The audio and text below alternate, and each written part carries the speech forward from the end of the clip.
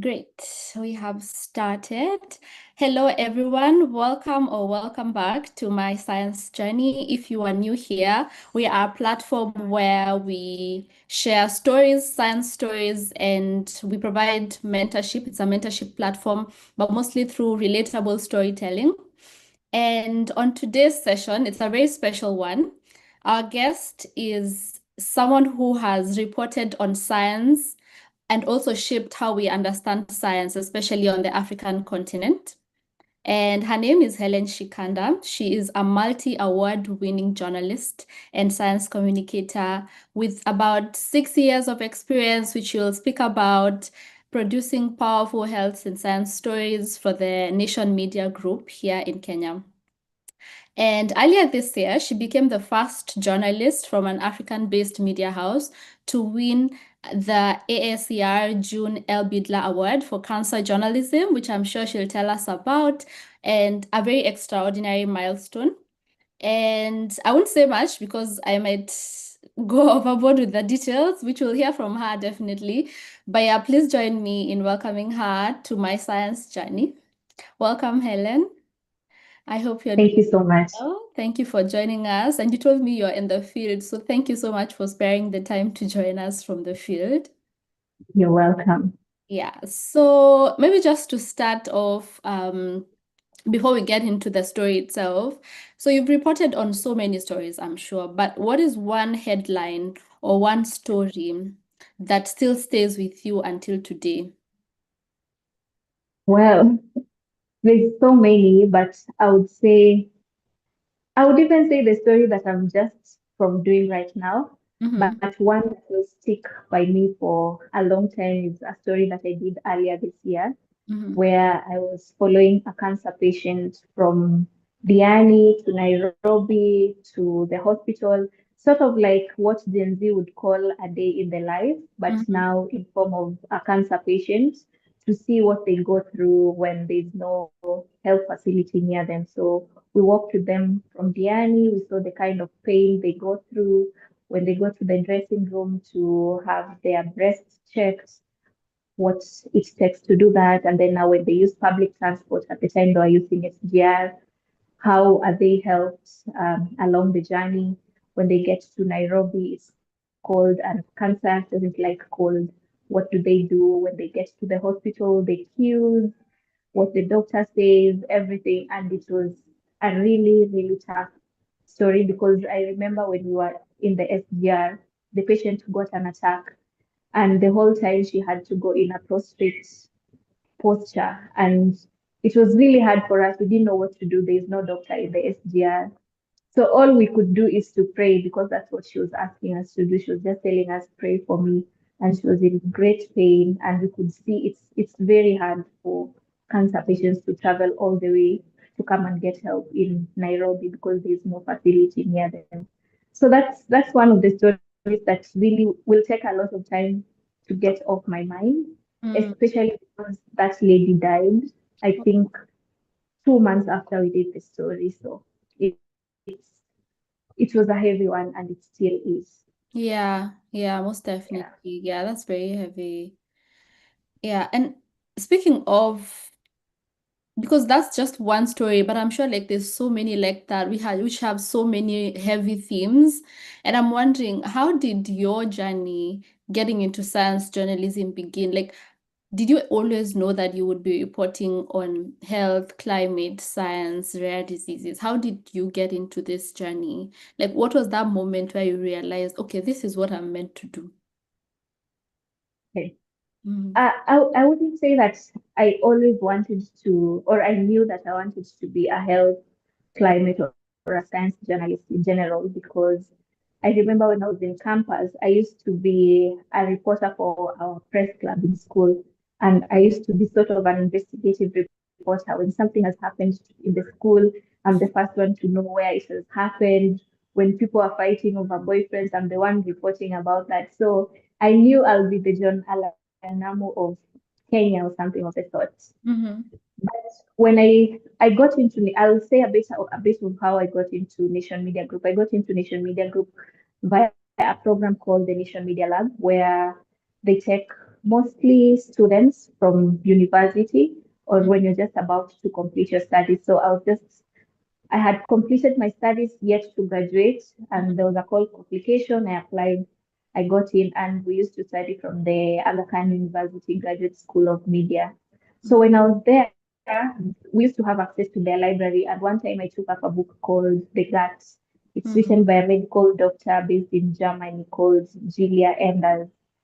And I was intrigued by how simple, humorous, exciting the writer wrote the story because it was so nice to read that. Like I read it in I think 2 days, and I was like, I really want to do this, like to break down complex stuff in a simple way. And that's how I shifted my mind from being an investigative reporter to now a science journalist.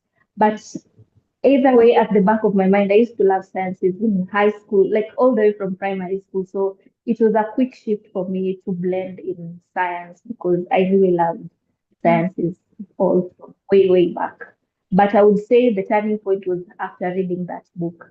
I Mm-hmm. really wanted to do that because I remember reading health stories in Kenya at the time, and it was so complex. Like I thought people could do better and just use simple language.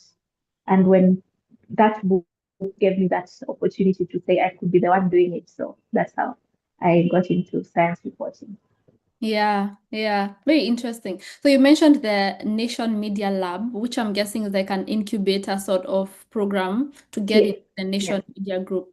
And so from that, what would you say like mentorship? What role has mentorship played in your journey, either through the lab or other mentors in the field? Okay, mentorship is critical in my opinion. I don't think I would have been the journalist that I am today were it not for the mentorship I received first from the Nation Media Lab. And then now when I got to the newsroom, we were partnered with mentors. And then just a few, I think 1 year after I started my journalism career, I applied to a fellowship by the Thomson Foundation called the Bettina Women Something Leadership Program. And then my mentor at the time was one of my former bosses called Pamela Sitoni. And before then, never used to talk to her as much, but now that she became my mentor, we became like besties. Like she used to tell me what to do. I used to have imposter syndrome before, like I could see applications that I want to apply for fellowships, and I'm like, no, someone who's been in the industry for 1 year cannot get into that. But she really coached me and mentored me to believe and to do like I can do anything, regardless of how much experience I have, as long as I know that I'm good at what I do, I can get whatever I want. So mentorship has really played a major, major part in how far I have come as a journalist. Mm-hmm. Mm-hmm. Yeah. Yeah. So you mentioned the Bettina, I think, Women in Media Fellowship, but you've also done like other super, super excellent fellowships like the Internews, the Oxford Climate Network, and taking part in those fellowships, how has that shaped your perspective, especially on global storytelling with an African background on those global platforms? How has that shaped your perspective? hmm I like how immersive the fellowships are for me, and especially the international ones, because you meet people who work for media houses that you can only dream of, like the New York Times, the BBC, the Guardian. So if you're in the same class or the same fellowship program with such people and you see how they're thinking, it sort of wires or rewires you to start thinking the same way. So if you used to write stories or produce content in a certain way, you start thinking of how to be better like those people. You start seeing how they analyze stories, how they get stories, how they do their interviews.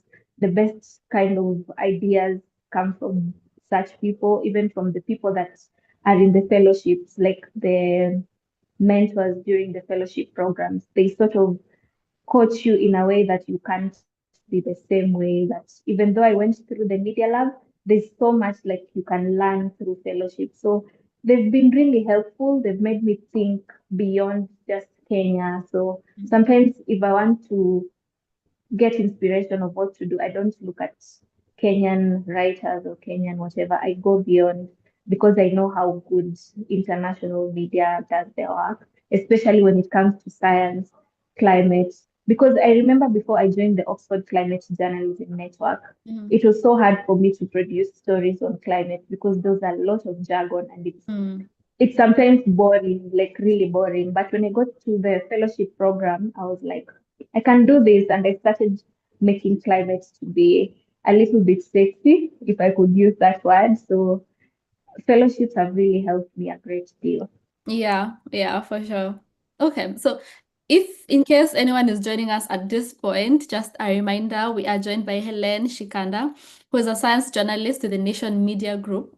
And yeah, we're very excited to have her. So if you have any questions, just leave them in the live chat and I will read them to her as we go on with the conversation. So Hellen, you mentioned that before you started reporting on climate, it used to be very, it has so much jargon, which is not easy to understand, and reading it can just feel like your brain wants to explode. So I'm wondering then, Yeah. how do you decide, like, how do you decide when scientific research is worth turning into a public story? What makes it newsworthy? And how is that process, like turning something from just a journal paper that has so much jargon into a story that the general public would want to read? Mhm.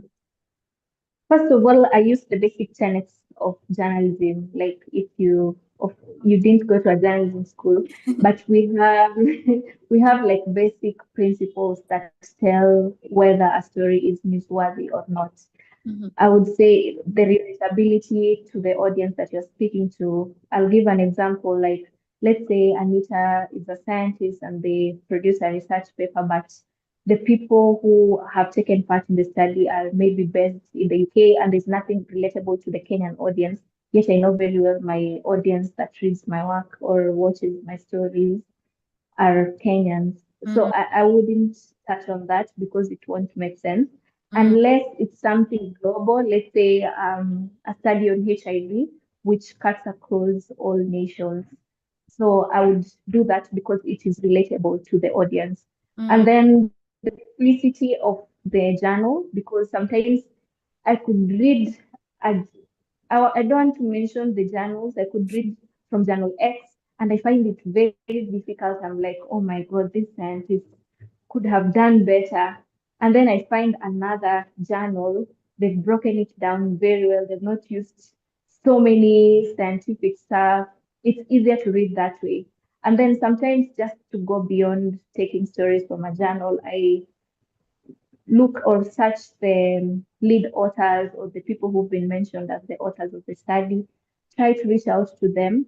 mhm, And in my experience, I've noticed that scientists from the global north or from the west are easier to respond to when you email them. They'll give you an interview and you'll find it easier to write a story, unlike local scientists, unless maybe you've interacted with them. So that's how I get to choose what stories to write on based on scientific papers. mhm, And mhm, then sometimes they usually share to a newsroom. Let's say a story or rather a paper has come from Cambridge, and then Cambridge has a good relationship. I work with them very well. So that way I get to know the latest developments from Kenyan scientists at least. Yeah. mhm. Interesting. Yeah. So you've mentioned how you reach out to researchers to get perspective from them. So when you're writing the story, but then how do you balance depth and accuracy that science demands with storytelling that is relatable, as you mentioned, to the people who read your work or who see your work? hmm Mm-hmm. In terms of accuracy, now that there's, like I mentioned earlier, there's some form of relatability. There's Mm, no way, like especially now with the current, like where I work, you cannot just write a story without having a human face to it. So mm, let's say you're writing, like there's a story that I got from a journal that had, I think it was the Lancet mm-hmm. last year, where they were talking about mistreatment of adolescent girls in hospitals in Kenyan slums. So I cannot just tell that story based, even after I've interviewed the scientists and whatnot. I would find it accurate if I go to speak to the people who've been affected. I may not exactly get the people that were interviewed in the study, but I would go to the places that have been mentioned. If they mention, let's say, Kibra or Kisumu, I'll go to Kisumu and look for people who've been mistreated during labor and their adolescence. So that way, there's a human face who can tell their perspective. And then now I'll weave in the scientific bit, and that brings in now the depth that you say. The accuracy will come by having someone who shares their personal experience. And then the depth comes from the studies that have been done and other studies beyond just the recent study that maybe I've been like is my main source of reference. And then now the scientists. That way I have a sort of 360 kind of article rather than just from a study which is straight up. Yeah. So from how you're describing like what the work that goes into one single story, I'm seeing so many levels of interaction, of research, of days of work going into this one story before it's published. And I'm just wondering, what would you say is your average, should I call it tick box of activities when getting into a story before you publish it? Of course, not your entire work stream, but just the bare minimums that you have to do. Okay. The bare minimum is that first you have to have what TV people like calling CCC, which is a central comparing character, which means a human voice to the story. That's especially when you're talking about research. Sometimes you may escape that and just tell the story from a research. But if you want to write a really good story, you have to have a human angle. So that's the first thing you need to check. The other one is an expert, which is very hard to get. That's why I was saying that it's either to get experts from the West compared to Africa, because you call an African scientist, they won't respond unless you have a personal relationship Yeah. with them. Like you've been like, of course, I've been working for almost 6 years now, so I know a few of the experts in different fields. So I can call them anytime and they'll respond.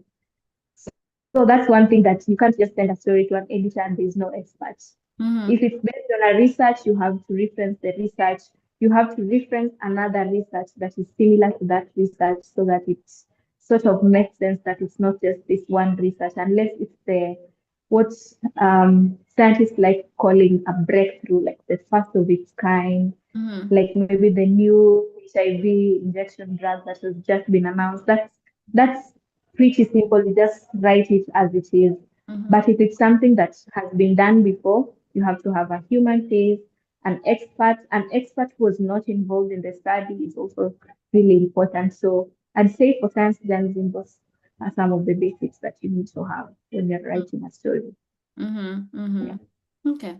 So you've mentioned how of course, for your work, you really need to get in touch with these scientists, but it's not always easy, especially with a scientist from our own countries. So I'm just wondering, as a science journalist working in Kenya or in Africa, wider sub-Saharan Africa, Mhm. what are the challenges, the main challenges, away from being able to contact them, but other challenges that you faced, and how do you navigate them? Also, including Mhm. not being able to reach the scientists, how do you navigate that? And then also other Mhm. challenges and how you navigate them. Okay. Yeah. Beyond not being able to get the scientist, now let's say you have a good rapport and you find a scientist and you're interviewing them, Mm-hmm. and you're there, they're speaking to you as if you are in the same class, the same PhD class, like you understand immunology really well, you're the smartest person in their class. So it's kind of hard, but how I navigate that is by telling them we are speaking to an audience. Imagine you're speaking to your grandmother. So just speak to me as if you're speaking to my grandmother in a layman language. But it's not all scientists that can break down that hard stuff into layman, because I feel like some sort of gap in terms of communication training. People like scientists need to be taught how best to communicate their work. And that's one of the challenges that we face a lot, because you go, maybe they've called even for a press conference and they're speaking science language. You need to be explained to. Like I remember during the Africa Climate Summit, the journalists who never or who were covering climate for the first time found it really, really hard even just to understand carbon credits, Mm, something that you would expect like anyone could understand. But it's not really the fault of the scientists because sometimes there is no other way of explaining things unless you use an analogy. So mm, I would say like more scientists need to be taught how to communicate. And I find it really nice when a scientist uses an analogy to explain something because it relates really well to the audience because they're using an analogy of something that people use on a daily life. So it makes sense when that happens. Yeah. mhm, mhm. I've forgotten the second part of your question. Sorry, the second part was you mentioned that even getting to those scientists is a challenge. So how do you know Mhm. that when this is the only person you are supposed to get to before you write a story and you're having challenges reaching them? Well, it's really hard because when you're writing, let's say, a daily story, because we are expected to produce stories daily, and Mm, something has just come up, and like us, we have a deadline of 3 p.m. So your editor is expecting your article at 3 p.m. You call scientist A, they're busy. You call scientist B, they're offline. You call scientist C, they're just about to take a flight. You're like, oh my God, what do I do? So sometimes you just have to give up because there's nothing else you can do and just pack the story until when you can find someone who can comment on it because there's nothing as bad as letting a story go when it is half finished because it's going to be published forever in the Nation website. So someone else will see it and will be like, you'll be the person being critiqued in a journalism school, like being given as an example of bad science writing. So I'd rather wait until I get an expert, which sometimes could take time, especially if there's only one person who can respond to when, let's say, it comes to getting a response or feedback from the government, that's the worst because you need their voice and mhm, they're not picking up and all that. But sometimes how we navigate that is other journal because some experts are comfortable speaking to other people and mm, not other people. So mm, you try to look for a journalist, even if it's from a different media house, and just ask them to speak to the expert on their behalf and tell them that you're going to call them, you're a credible journalist. I think that has worked for me. mm. Yeah. Wow. Okay.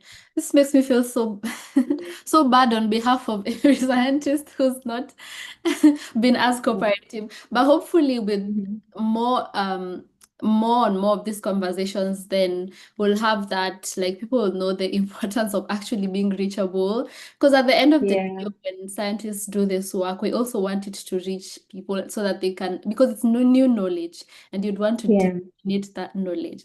So yeah. from our conversation, So, yeah. Mm-hmm. to add something on that, Mm-hmm. sometimes we can't blame the journalist because there's a time I interacted with a scientist and I really, really wanted a comment from them. I think it was a climate scientist. Mm-hmm.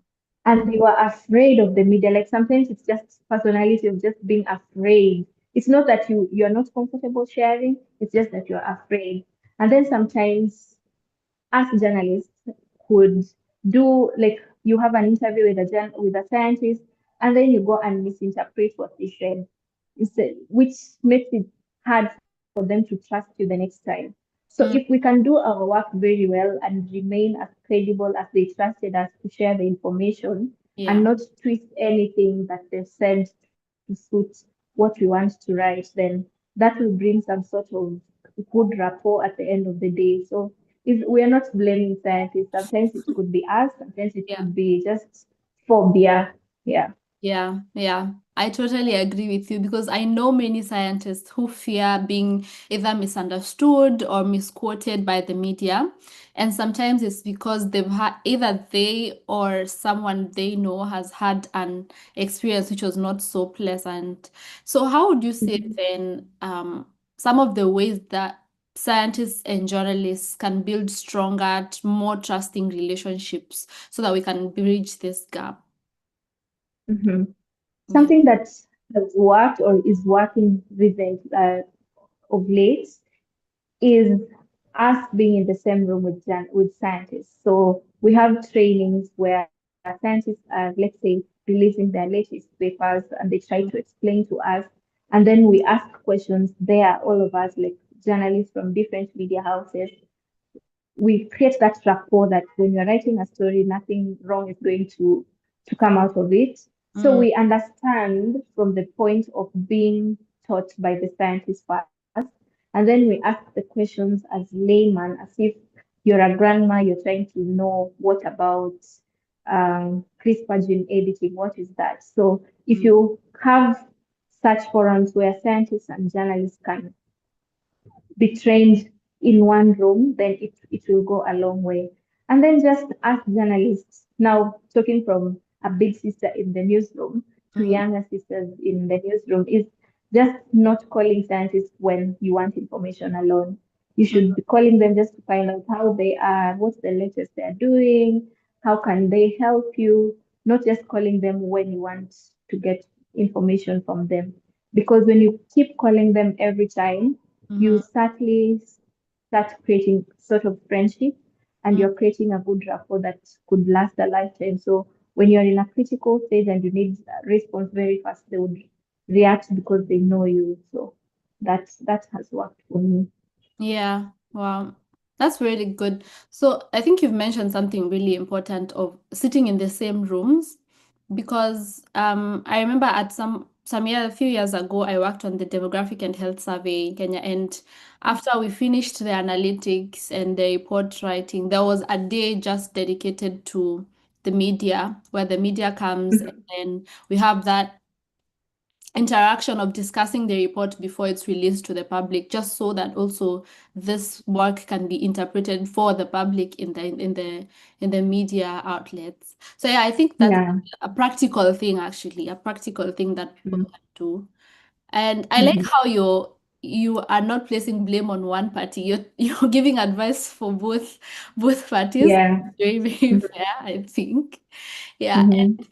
So, from your experience, you mentioned some of the things that scientists go wrong sometimes is one, speaking in too much jargon when they're trying to communicate their work, and that just kills their audience because they are not communicating anymore. But what are Yeah. some common mistakes that us scientists can take and improve on when we're trying to explain our work to non-expert audiences? What can we do? Okay, one is just to avoid too much jargon, but what else? Practical tips you have for us? Mhm. Mm-hmm.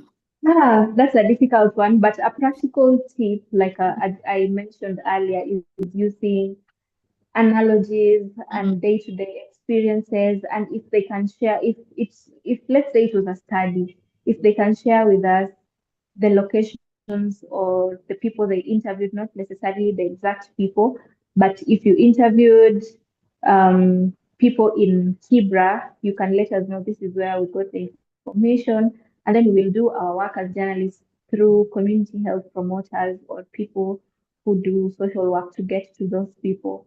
So Mm-hmm. just bridging the gap between science and storytelling by involving us in terms of even just going to the field even before the study comes out. Let's say you're doing a study on a new form of malaria prevention and you're going to Busia, for instance. Come with us. Let's see what you're doing. We can even tell stories from that experience of what scientists go through, be it in the lab, be it in the field. So that could work for me. And sometimes it could be even the communications people that the scientists work with. Mm-hmm. Sometimes they act as they gag the media from speaking to the scientists. So if they can bridge that gap, especially government affiliated scientists, if they can bridge that gap and allow us to just call them when, like, without going through the email, which takes a week, yet your story is due at 3 p.m., that Mm-hmm. could really go a long way. Yeah, those are some of the practical examples, but just us understanding is the most basic one. Yeah. Us understanding what they're doing is Yeah. the most basic. Yeah. Yeah. That's very practical. That sounds like something I can do. That's what I like about it. Like it sounds like things Please you can do. pick up and just do.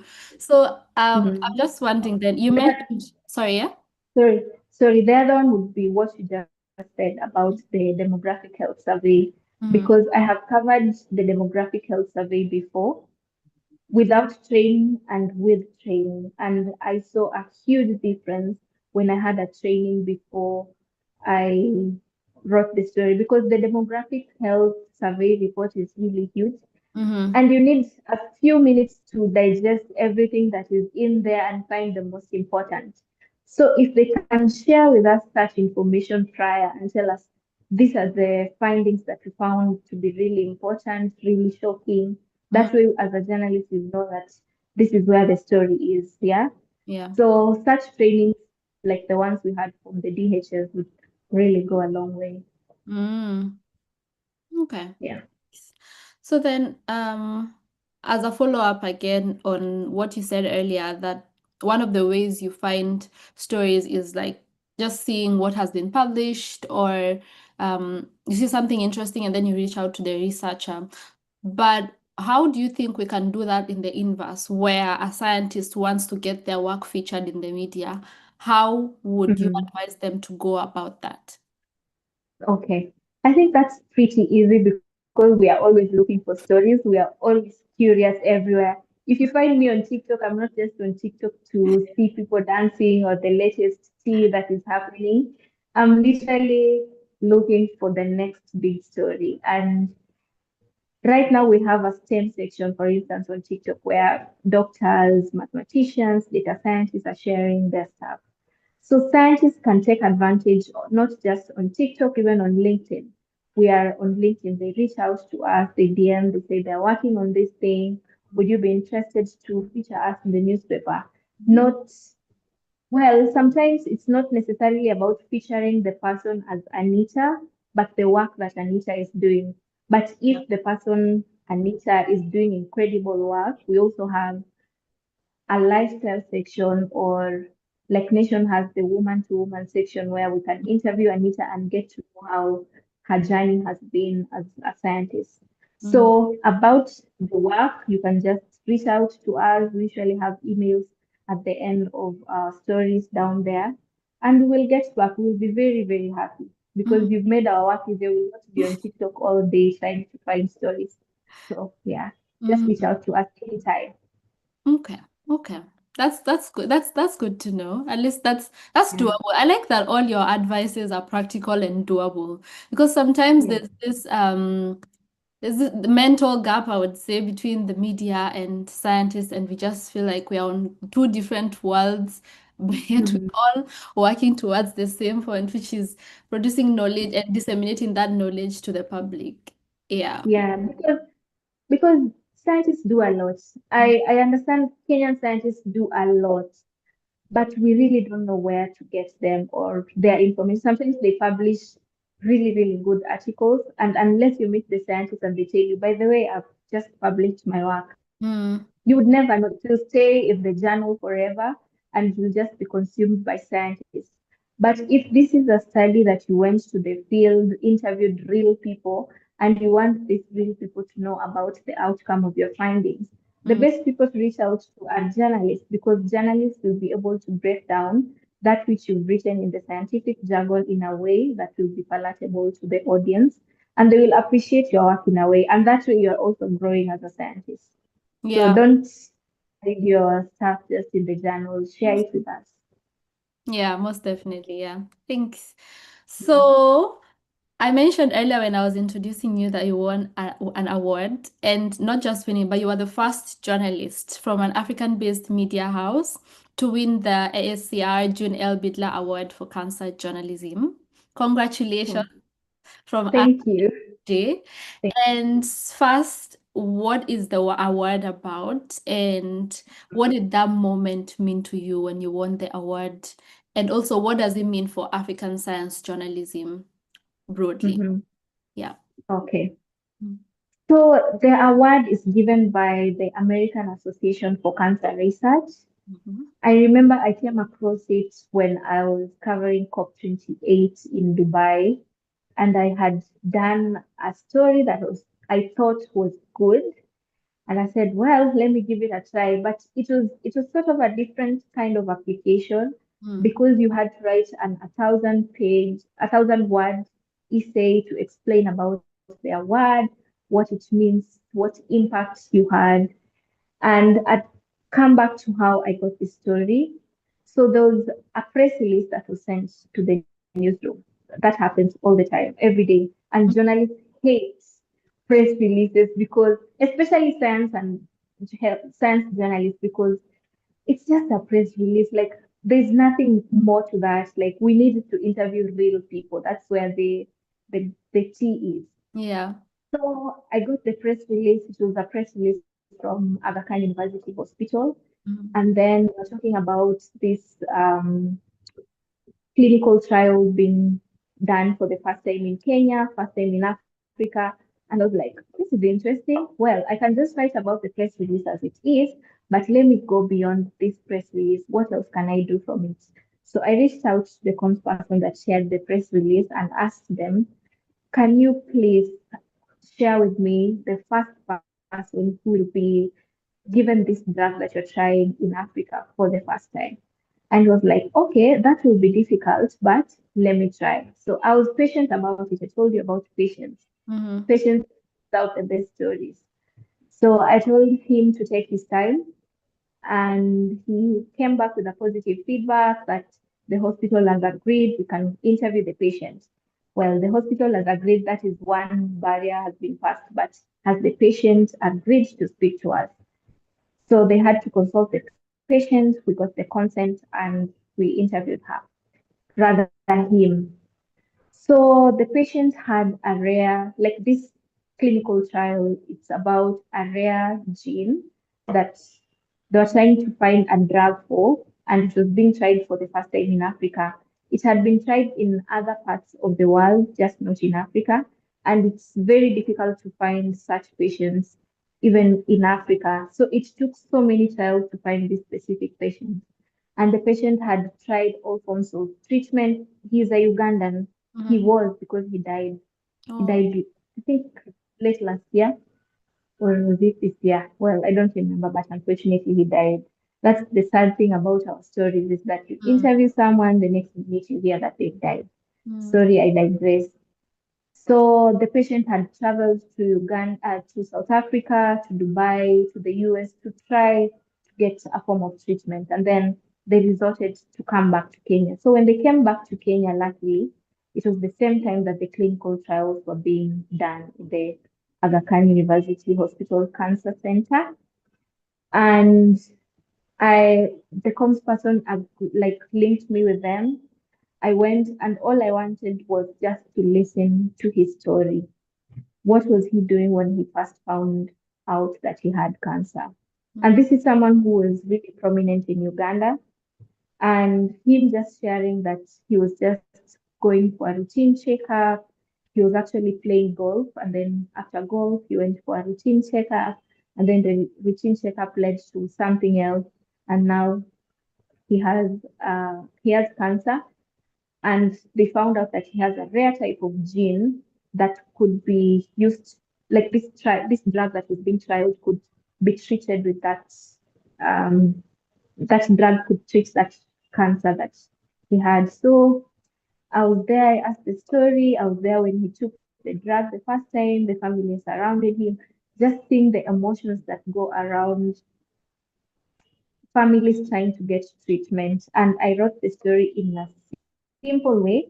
And I remember when I was being given the award in the US, the professor from Columbia was telling me that you got this because you broke down very complex things into such simple things. You used really good analogies, and that's what set me apart from the other contestants.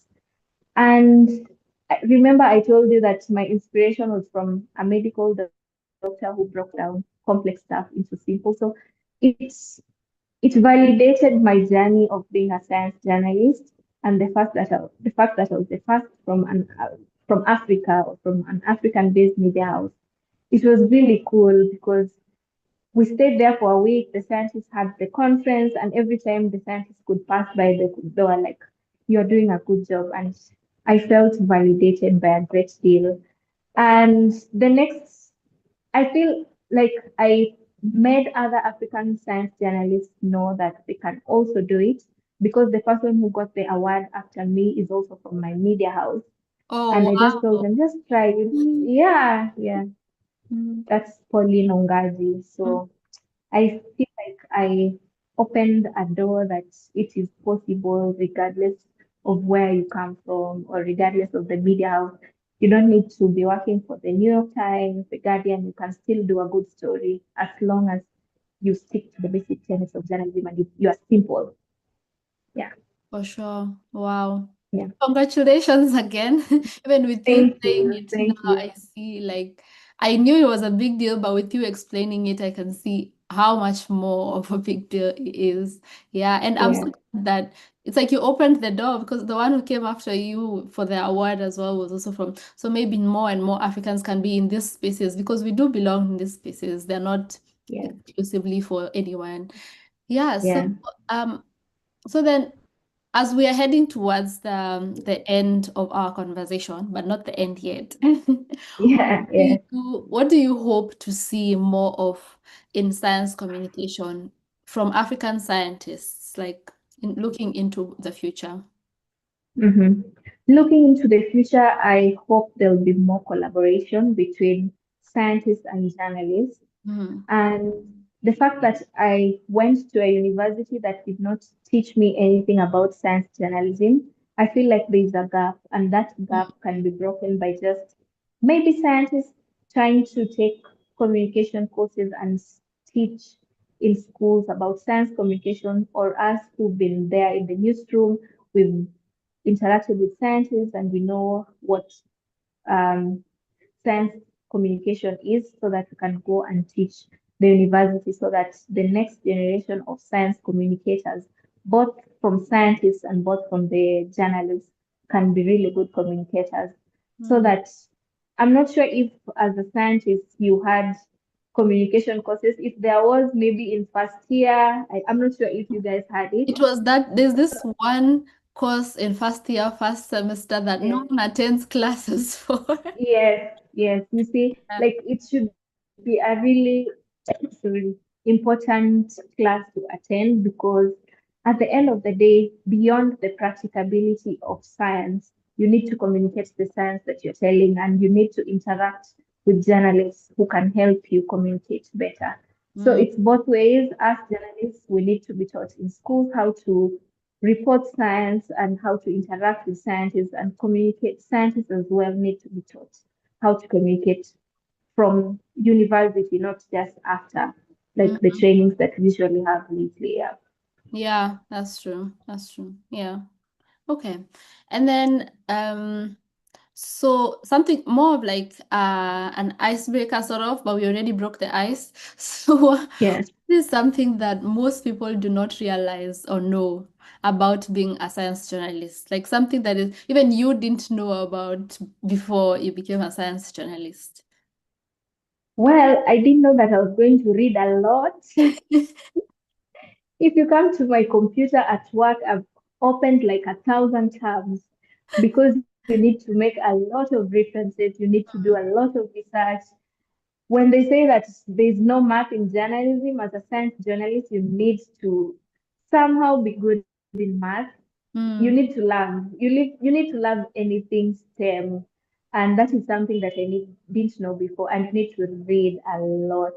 You need mm, to read everyone, everything. Like you just need to be reading every time, not just the novels, but even the yeah. journals rather to be updated on what is happening because most of our stories we find them from journals. So if you don't love reading them, I don't think you fit to be a better science journalist. Mm, wow.